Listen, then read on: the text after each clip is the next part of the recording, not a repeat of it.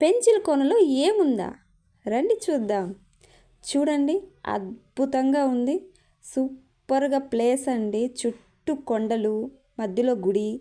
ఎంత బాగుందంటే ఏమైనా కష్టం వచ్చి ఆ గుడికి వెళితే ప్రశాంతంగా ఉంటుందండి.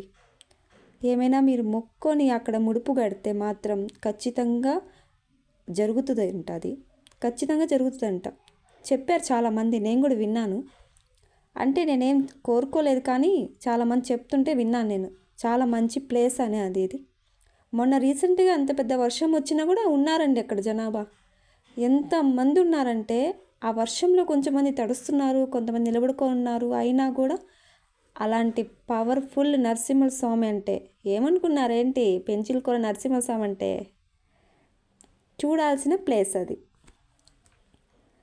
ఎంత అద్భుతమైన చెట్లు అంటే అక్కడ కూర్చొని ఒక అరగంట ఉంటే మన మనసులో బాధలు అన్నీ తీరిపోతాయండి. అది మన పెంచిలకోన నరసింహస్వామి అండి. ఈ వీడియో మీకు నచ్చినట్లయితే లైక్ చేయండి, షేర్ చేయండి, సపోర్ట్ చేయండి, కామెంట్ చేయండి. మీకేమైనా ఏమైనా అనిపిస్తే కామెంట్ చేయండి, నేను రిప్లై ఇస్తాను.